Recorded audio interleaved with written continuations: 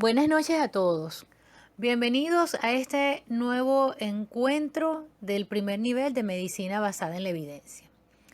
Hoy pues vamos a analizar un artículo de estudio terapéutico.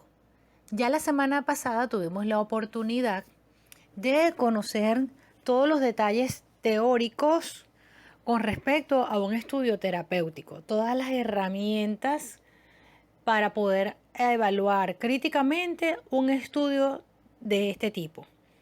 Hoy vamos a hacer el ejercicio práctico, tomando en cuenta todo lo antes estudiado.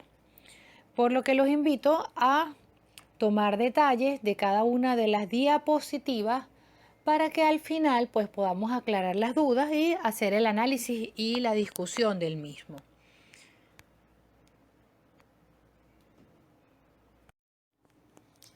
El estudio se titula Dexametasona en pacientes hospitalizados con COVID-19. Este estudio es un reporte preliminar del estudio Recovery, un estudio muy famoso que se ha hecho muy famoso y muy importante durante esta pandemia, que es el Recovery Clinical Trials. En este estudio se evaluaron varios brazos donde se tuvieron presentes o se evaluaron distintos medicamentos que están relacionados con la terapéutica del coronavirus. Es un estudio publicado en la revista The New England Journal of Medicine por Peter Horvitz y colaboradores, con un DOI de número 10.156, con un índice H de 987, factor de impacto 37.910, lo cual es una revista muy importante de alto impacto, y los autores declaran no tener ningún conflicto de interés. Podemos observar en el resumen que se ha seguido la nomenclatura INRA, en el cual se describe la introducción, haciéndose una breve descripción sobre la enfermedad por coronavirus. Luego, la metodología que se llevó a cabo para el estudio. Luego tenemos los resultados, donde se destacan los más importantes y relevantes, que comprenden los resultados tanto primarios como secundarios. Y en el análisis y conclusión del mismo. Antecedentes. En un estudio publicado en la revista The Lancet del 2020 sobre el uso de corticosteroides para neumonía por COVID-19. Se trata de un comentario acerca del uso de controversias para tratar el COVID-19, donde Clark Russell y colaboradores resumen la evidencia clínica disponible sobre los corticosteroides para el tratamiento de pacientes con COVID-19 y complicaciones respiratorias como el síndrome de distrés respiratorio agudo y otras infecciones virales respiratorias. Se plantea allí que hay muchas controversias con respecto a los esteroides, sobre todo porque hay estudios inconclusos que quedaron en fase 2 por limitaciones en la metodología. Se propone acá como conclusión que el uso de los corticosteroides pueden reducir la mortalidad en pacientes con síndrome de distrés respiratorio agudo, el SARS-CoV-2, y disminuye la estadía hospitalaria. Estos basados en estudios retrospectivos. El objetivo general planteado en este estudio fue evaluar los efectos de potenciales tratamientos que puedan ser beneficiosos para pacientes hospitalizados con sospecha o casos confirmados de COVID-19, planteándose además los objetivos primarios y secundarios. En el objetivo primario se estima proveer los reales efectos de los tratamientos de estudio sobre todas las causas de mortalidad a los 28 días de la randomización, y se ha planteado como objetivo secundario investigar el efecto del tratamiento de estudio sobre la duración de la estancia hospitalaria y la necesidad de ventilación y terapia de reemplazo renal para hacer los análisis primarios y secundarios del mismo.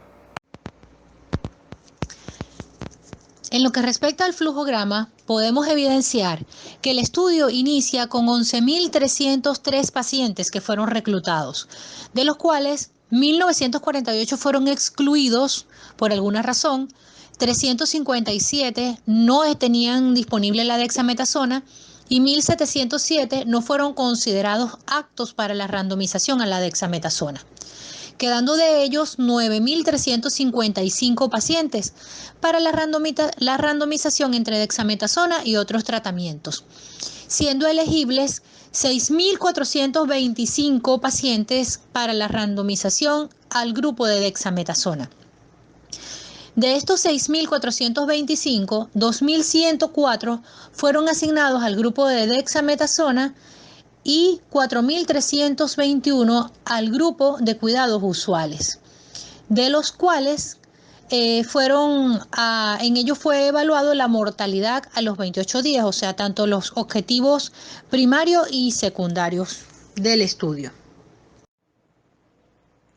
El estudio estuvo conformado por 6.425 pacientes, los cuales fueron asignados a dos grupos de tratamiento.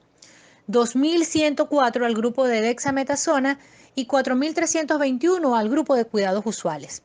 En ellos se evaluó la mortalidad a los 28 días de la randomización y además las condiciones ventilatorias, siendo distribuidos en tres grupos: el que recibió o ameritó ventilación mecánica invasiva, los que necesitaron oxígeno sin ventilación mecánica invasiva y los que no ameritaron soporte ventilatorio. Se trata de un estudio prospectivo intencional de tipo terapéutico, además randomizado, controlado, abierto, ciego para algunas variables del estudio y multicéntrico en fase 3.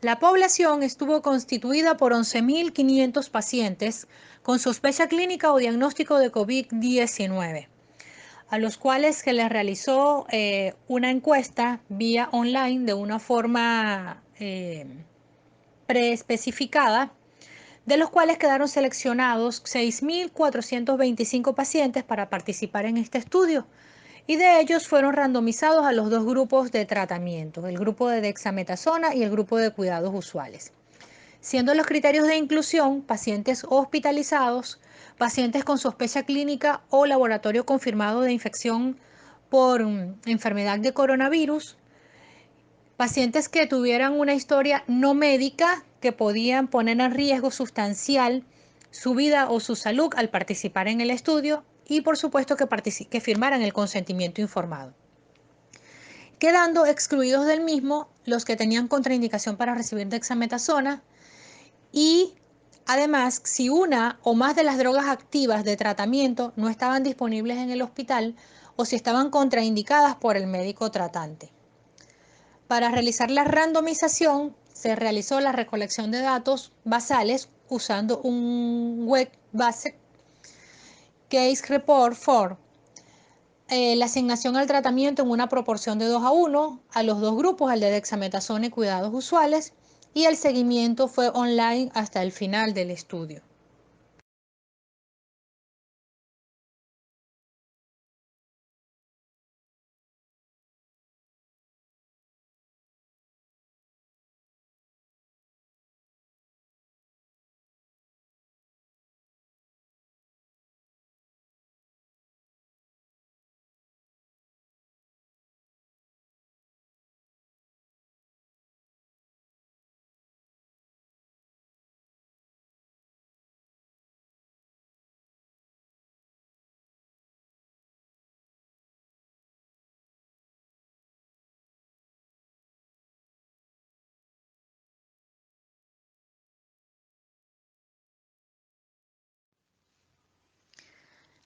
En esta diapositiva podemos evidenciar el gráfico del estudio que inicia el 19 de marzo del 2020 con 11.500 pacientes que se encontraron hospitalizados en 175 hospitales del Reino Unido, a cargo del Departamento NUCFER de Población de Salud de la Universidad de Oxford.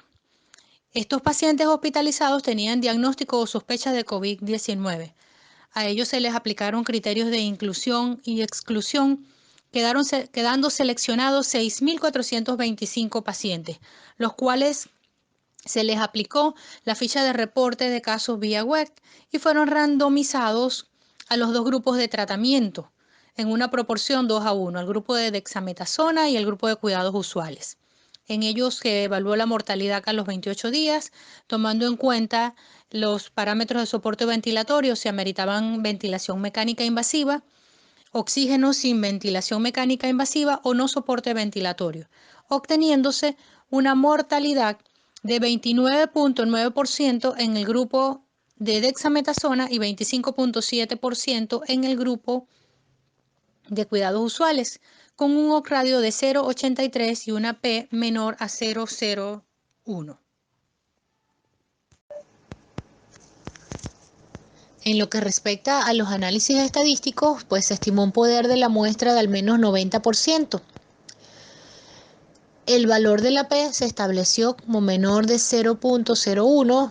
Se calculó además los OC radio o hazard radio, análisis de regresión de Cox, las curvas de supervivencia de Kaplan-Meier para la población total y para los subgrupos, el modelo de regresión log binomial y las pruebas de chi cuadrado. Los resultados se presentan de acuerdo a los objetivos, dando respuesta a los objetivos.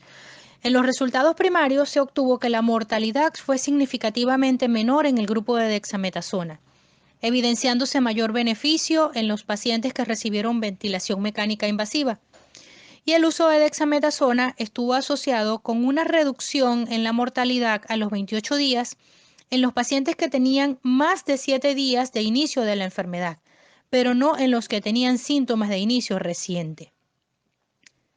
Los resultados secundarios se obtuvo que los pacientes en el grupo de dexametasona tenían menor estadía hospitalaria y mayor probabilidad de estar vivos dentro de los 28 días. Además, se evidenció que el riesgo de progresión a ventilación mecánica invasiva fue menor en el grupo de dexametasona, con un OC radio de 0.77, o sea que fue beneficioso, con un índice de confianza de 0.62 a 0.95, el cual fue bastante estrecho.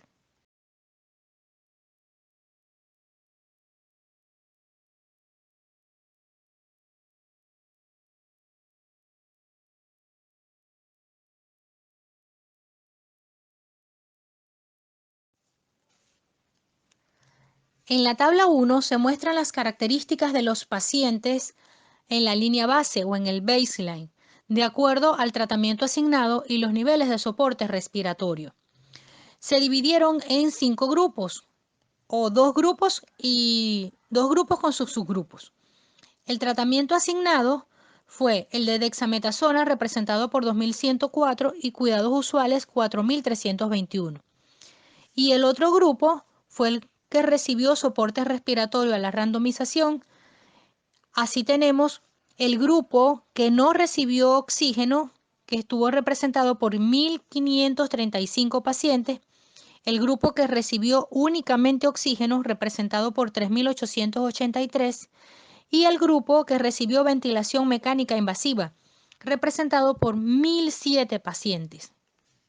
En lo que respecta al promedio de edad, vemos que en el grupo de los tratamientos asignados a dexametasona y cuidados usuales, la edad promedio fue de 66.9 y 65.8.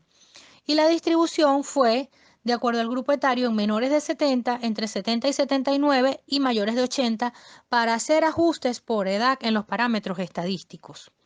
Hubo un predominio del sexo masculino sobre el sexo femenino.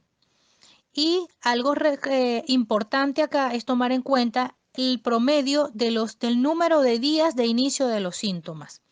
Vemos que en el grupo tanto de dexametasona como el grupo de cuidados usuales fue similar. Cuando observamos los pacientes que recibieron soporte ventilatorio, podemos ver que el grupo que recibió únicamente oxígeno estuvo representado en su mayoría y los que recibieron ventilación mecánica estuvo representado por 324 en el grupo de dexametasona y 683 en el grupo de cuidados usuales y 1007 que fueron el total de los que recibieron ventilación mecánica asistida. Podemos observar acá también que existen o se evaluaron enfermedades previas coexistentes como la diabetes, la enfermedad cardíaca, tuberculosis, infección por HIV, enfermedad hepática severa. Y además evaluaron si el paciente tenía resultados de la prueba de coronavirus, de los cuales resultaron 1.850 positivas para el grupo de dexametasona, 3.848 para el grupo de cuidados usuales.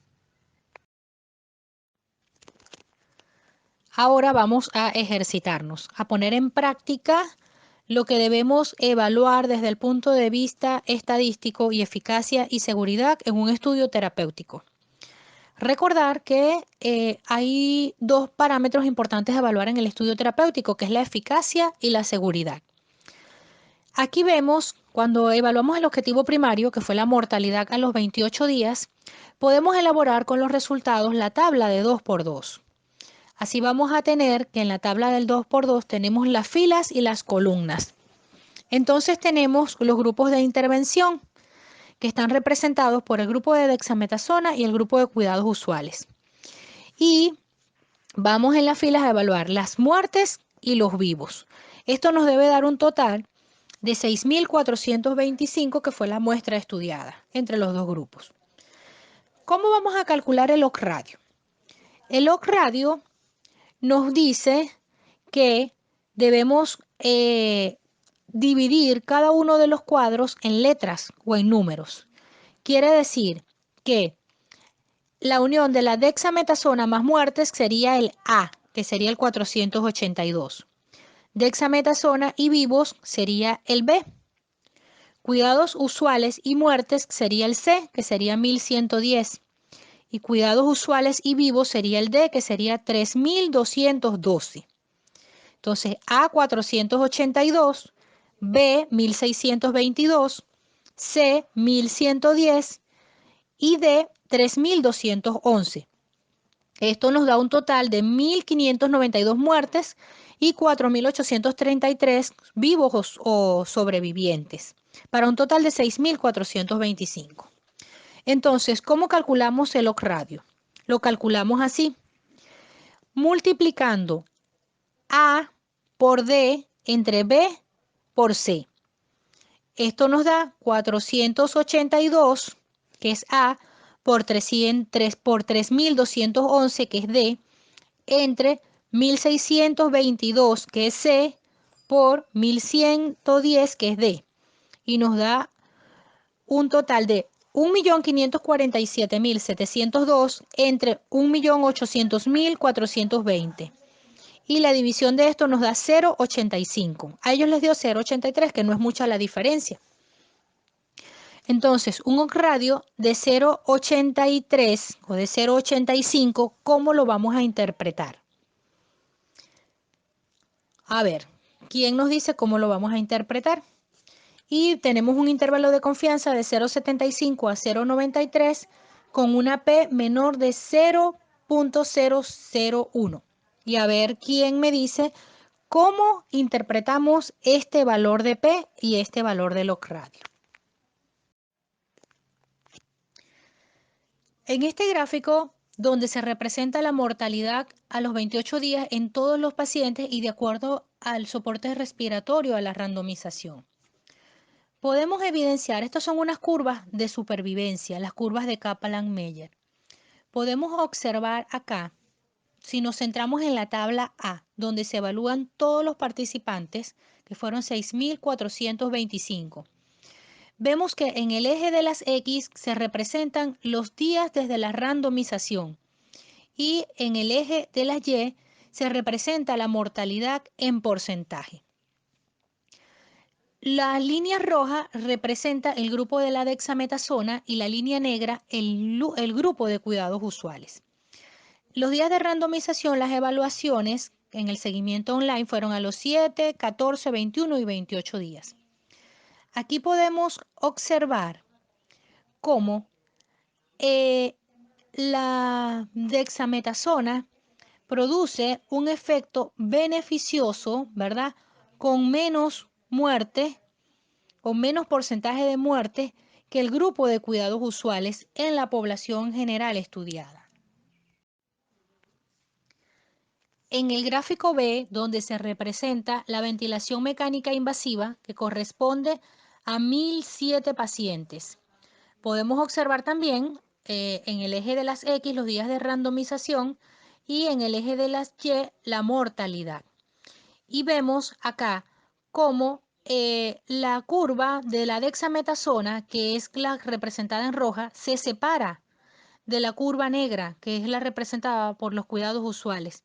Y vemos que es mucho menor la mortalidad en este grupo de la dexametasona, con un odds ratio de 0,64 a un intervalo de confianza de 0,51 a 0,81. Recordar que mientras más estrecho sea el intervalo de confianza, es más confiable los resultados del estudio. Y tenemos un odds ratio de 0,64, un odds ratio bajo.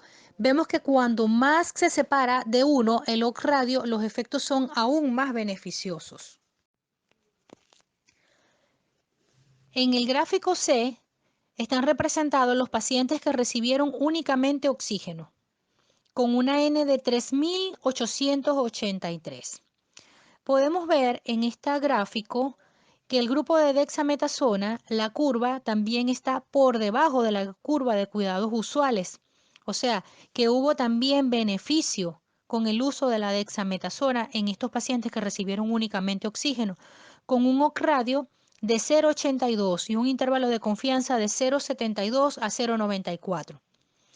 En esta última curva de supervivencia, donde se representan los pacientes que no recibieron oxígeno, representados por 1.535 pacientes. Vemos la diferencia con respecto a la curva del gráfico C, donde la dexametasona se encuentra por encima de la línea de cuidados usuales, con un odds ratio de 1,19.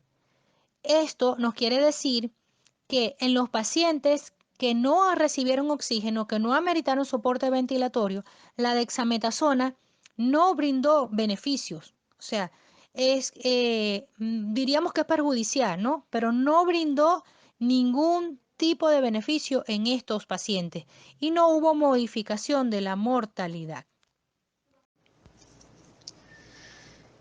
En esta diapositiva se representa el efecto de la dexametasona sobre la mortalidad a los 28 días de acuerdo al soporte respiratorio a la randomización. Es un gráfico representado por 5 columnas.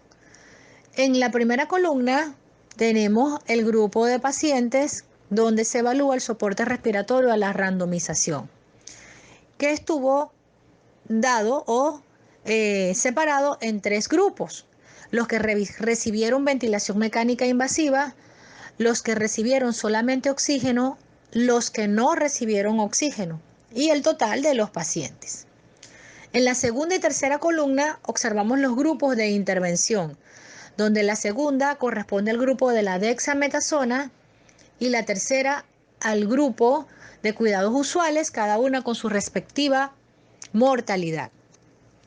En la cuarta columna observamos en forma de diagrama expresado el odds ratio y el intervalo de confianza. En esta columna podemos evidenciar que hay una línea vertical que termina en 1 y que hacia su derecha y hacia su izquierda tenemos expresados los valores del odds ratio.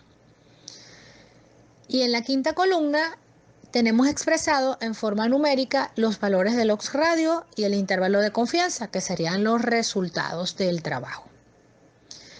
Si vamos entonces a hacer un análisis y nos centramos, por ejemplo, en el grupo de dexametasona y los que recibieron ventilación mecánica invasiva, podemos observar que de este grupo que recibió ventilación mecánica invasiva con dexametasona, que estuvo conformado por 324 pacientes, fallecieron 95. Y en el grupo de cuidados usuales que recibieron ventilación mecánica invasiva, conformado por 683 pacientes, fallecieron 283. Quiere decir que el número de eventos en el total de porcentaje fue de 29.3% para el grupo de dexametasona y 41.4% para el grupo de cuidados usuales. Cuando observamos la representación gráfica a nivel de los resultados en la cuarta columna, podemos ver en el cuadrado que el odds radio resultó en 0,64 y la línea horizontal representa el intervalo de confianza. Centrándonos acá, esta línea que vemos en todo el centro, que es la línea vertical, que se denomina línea de no efecto. Es decir, que todo lo que toque esa línea no beneficia a ninguno de los grupos. Luego tenemos hacia la izquierda de la línea un grupo que dice dexametasona better y hacia la derecha otro grupo que dice usual care better. ¿Qué quiere decir esto? Que todo lo que esté hacia la izquierda de la línea o todo lo que sea menor a 1 beneficia al grupo de intervención. Y todo lo que esté hacia la derecha, o sea mayor a 1, beneficia es al grupo comparador.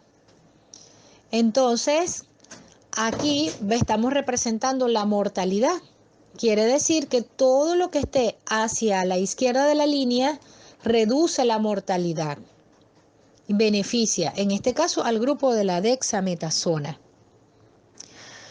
Quiere decir que entonces todo lo que va a caer allí hacia la izquierda favorece al grupo de la dexametasona y todo lo que cae hacia la derecha favorece al grupo de cuidados usuales. Estamos observando entonces en cuanto a la ventilación mecánica invasiva, fíjense cómo cae y beneficia al grupo de la dexametasona con un intervalo de confianza de 0,51 a 0,81 y un odds radio de 0,64. Lo que nos está indicando que la muestra fue muy adecuada. Luego volvemos a la columna 1 y nos centramos en el grupo que recibieron oxígeno solamente. Fíjense que nos da un odds radio de 0,82. Nos fijamos en la quinta columna. Y cuando observamos en la cuarta columna, vemos cómo se acerca un poquito más a 1. Sin embargo, mejora, beneficia al grupo de la dexametasona. Luego tenemos a los que no recibieron oxígeno. Estos beneficiarán totalmente a los que están por encima de 1, o sea, los que están hacia la derecha con un odds radio de 1.19. Y luego tenemos a todos los pacientes. En la línea de todos los pacientes podemos evidenciar allí un diamante. Este diamante que está allí está representando lo que se llama la mortalidad total de toda la muestra de los dos grupos. ¿Y hacia dónde cae el diamante? Nos preguntamos. El diamante cae hacia la derecha, que es el grupo de la dexametasona, con un odds radio de 0,83 y un intervalo de confianza de 0,75 a 0,93 y una P significativa menor de 0.01. Cuando vamos a la conclusión de este gráfico, que está aquí, entonces nos está indicando que en este estudio la mortalidad fue menor en el grupo que recibía dexametasona, comparado con el grupo de cuidados usuales. Siempre es importante hacer el ejercicio clínico, el ejercicio estadístico, para corroborar los datos y así ejercitarnos y saber de dónde vienen los valores de lo que estamos estudiando. Aquí se ha diseñado la tabla del 2x2 para evaluar la mortalidad en pacientes con ventilación mecánica, o sea, como punto aparte. En la tabla podemos observar lo siguiente. En la columna 1 vamos a buscar o a expresar los grupos de intervención. Así tenemos el grupo que recibió dexametasona más ventilación mecánica y el grupo que recibió cuidados usuales más ventilación mecánica. En la segunda columna se representan las muertes, en la tercera columna los vivos y en la cuarta columna el total de pacientes. Así podemos ver, como había explicado en la tabla de 2x2 anterior, que para calcular el log radio multiplicamos A por D entre B por C. Así tenemos que para calcular el log radio, al relacionar estas variables del grupo de intervención específicamente con la ventilación mecánica, obtenemos lo siguiente.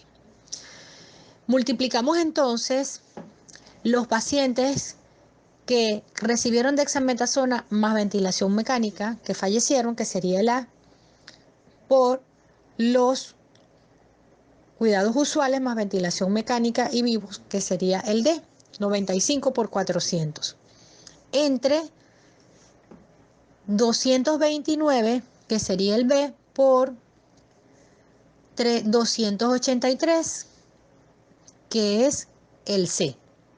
Esto nos da 38.000 entre 64.807, para un total de esa división de 0.58.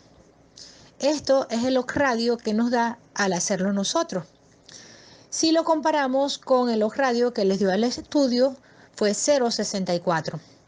Generalmente no es tanta la diferencia. Ellos los hacen con unas calculadoras, nosotros los estamos haciendo manual, pero vemos que se acerca. Y lo importante es siempre investigar y corroborar los resultados, de tal manera que con los datos que nos expresan en las tablas, nosotros podemos elaborar las tablas del 2x2 y así ver de dónde vienen los resultados que nos están expresando y corroborar pues si están acordes.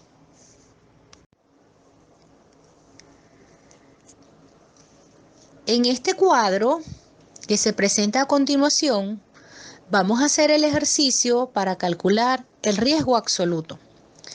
Y pido disculpas porque hay un error en el título, no es reducción absoluta de riesgo, sino riesgo absoluto.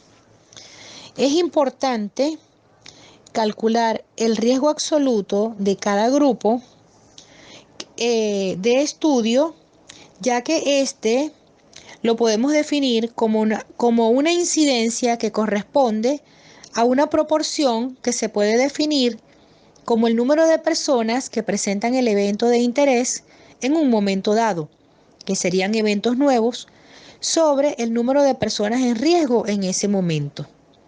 Entonces, la incidencia o riesgo absoluto siempre es calculada para un periodo de tiempo y expresa la probabilidad de un resultado adverso.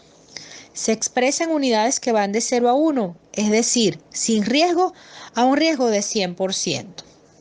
Entonces, ¿cómo lo vamos a calcular? Aquí vamos a calcular en esta tabla del 2x2 el riesgo absoluto para ambos grupos, tanto para el experimental como el control.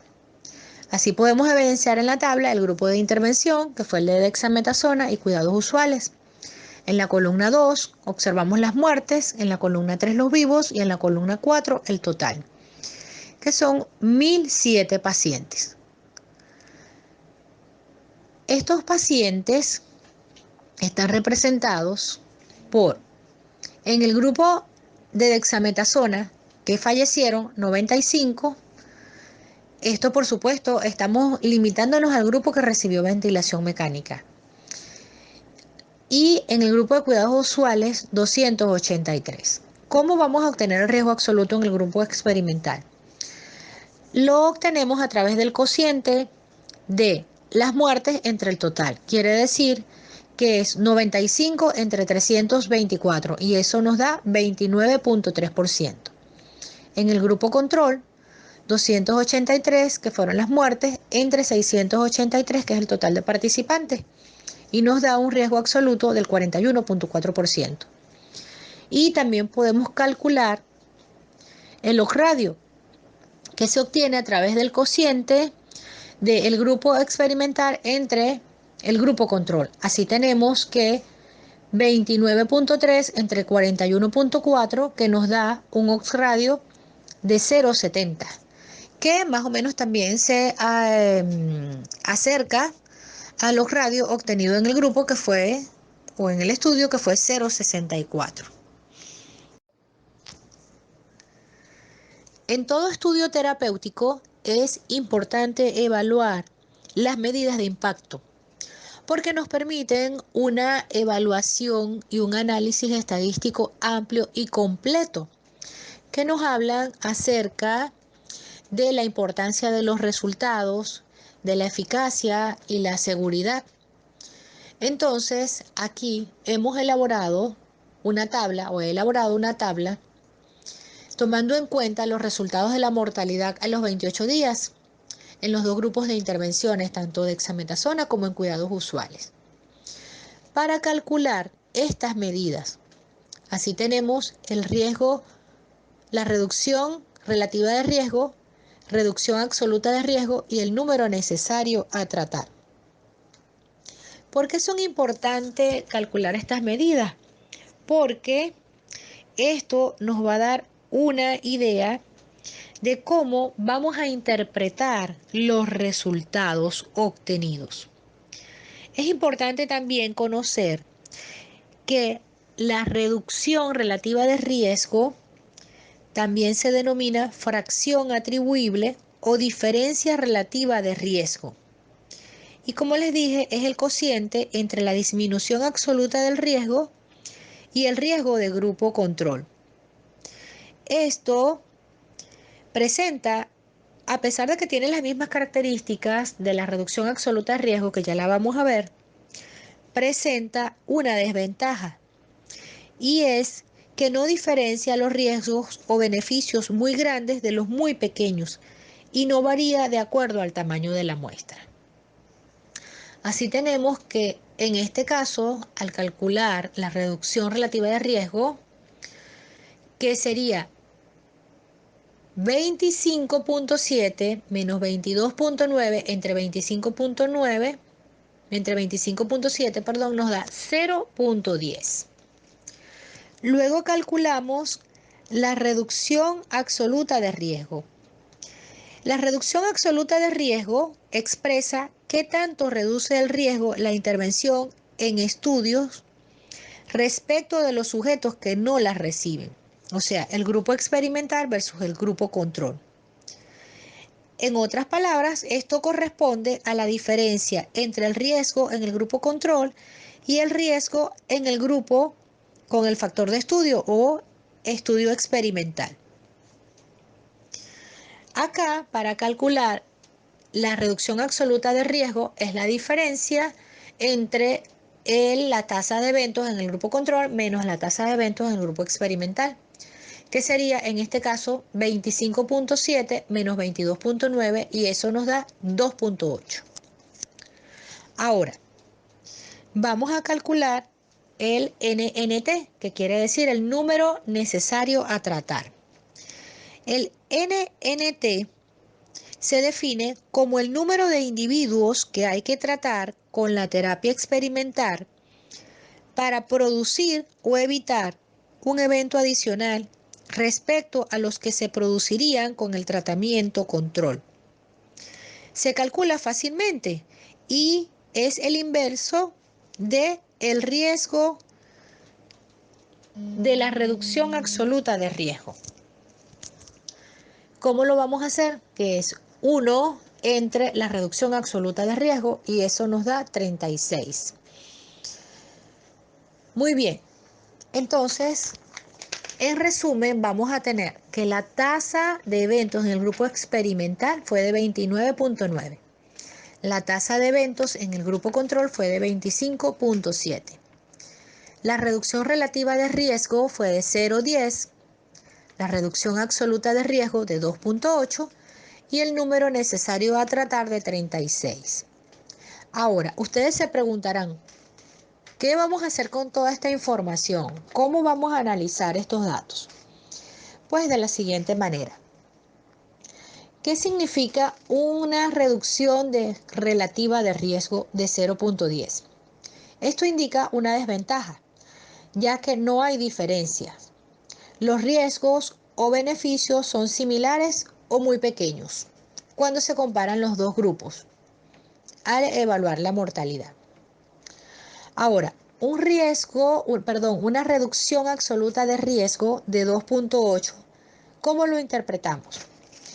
Esto lo que nos quiere decir es que en los pacientes que reciben la intervención, en este caso la dexametasona, el riesgo de mortalidad se reduce 2.8 veces con respecto a los que no lo reciben. Y el NNT o número necesario a tratar igual a 36, lo que quiere decir es que se necesitan intervenir o tratar con dexametasona a 36 pacientes para reducir la enfermedad. En este caso, para reducir la mortalidad, que es lo que estamos estudiando. En la validez interna damos respuesta a una serie de preguntas planteadas con respecto al diseño del estudio. Y podemos decir que se definió adecuadamente el problema a estudiar, que el diseño es un estudio controlado, randomizado. La selección de la muestra fue representativa de la población con un poder del 90%. La asignación de los pacientes al tratamiento fue randomizada. El seguimiento fue bien controlado y protocolizado desde el inicio del estudio hasta el final y completo para todos los pacientes, tomando en cuenta el 99.9%. Se evaluó la mortalidad a los 28 días de la randomización con parámetros estadísticos correspondientes, tomándose en cuenta todos los participantes hasta el final del estudio. El personal del estudio no fue ciego al tratamiento, fue un estudio abierto, pero sí fueron ciegos a la asignación y a los análisis estadísticos. Las características de los grupos fueron similares, pero la muestra de un grupo duplicaba al otro. La randomización se realizó en una proporción 2:1. Con respecto a la validez externa, podemos decir que los resultados son aplicables en nuestro medio, ya que existe una incidencia importante de pacientes con sospecha clínica y de laboratorio, y no solo sospecha clínica, sino también pacientes con clínica y laboratorio confirmado para COVID-19, con complicaciones respiratorias y que se encuentran hospitalizados en los centros centinelas y no centinelas de la región. La dexametasona es un fármaco disponible en nuestro arsenal terapéutico, de fácil acceso, de bajo costo y que además se encuentra disponible en las farmacias del Seguro Social. Y este estudio puede reproducirse no solo a nivel local y regional, sino también a nivel nacional. En este estudio, que no fue totalmente ciego porque fue un estudio abierto, no se les realizó pruebas virológicas a todos los pacientes y ya esto pues nos lleva a un porcentaje de error y de sesgo en el mismo. Entonces, podemos catalogar este estudio como un 2 positivo, un estudio de cortes y casos controles bien realizados, con bajo riesgo de confusión, sesgo o azar y una moderada probabilidad de que la relación sea causal, con un nivel de evidencia C. Una vez analizado paso a paso el artículo con todas las herramientas que se nos han proporcionado. La idea es revisarlo, analizarlo y discutirlo. Entonces, queda abierto el espacio para aclarar las dudas y espero que con este pues podamos aclarar las dudas que se hayan suscitado durante la clase, el desarrollo de la clase.